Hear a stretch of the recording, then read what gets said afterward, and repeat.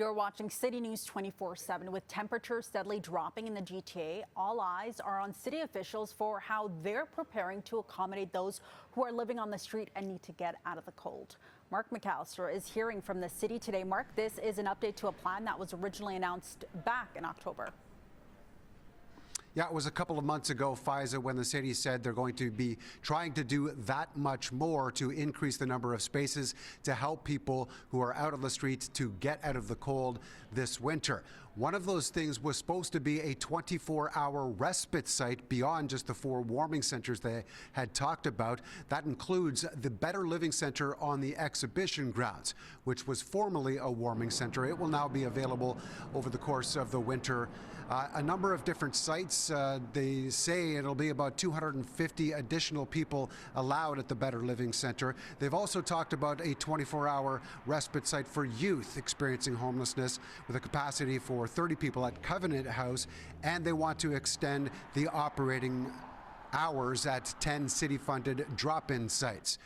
Beyond what they had said in October, they in fact have opened a number of additional spaces in the shelter system and another 24-hour respite site for 40 male-identified individuals. So a little bit of an update. They are progressing. However, they're not quite at the point they said they were going to be back in October, now that it's approaching the end of December. They also spoke a little bit about the shelter system occupancy. We do know that it was 6,500 occupancy spaces in September 2021. They updated that today. Between September of 2021 and today, we've added 2,865 beds to the system. On December 17th, we sheltered 9,370 people, which marks a 44% increase over that time. I expect in the depths of this winter, we'll be sheltering in the shelter system close to 10,000 people.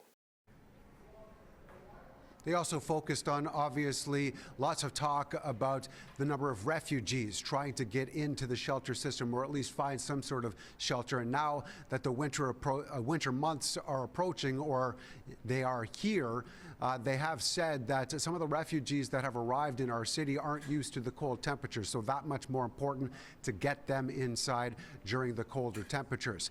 They also wanted to emphasize the fact that the budget isn't necessarily there for everything they want to do either, and so continuing to call for the federal government to add more beyond what the province has in fact promised at this point as part of the New Deal. We're going to have that much more information coming up on City News at 5 and 6 tonight.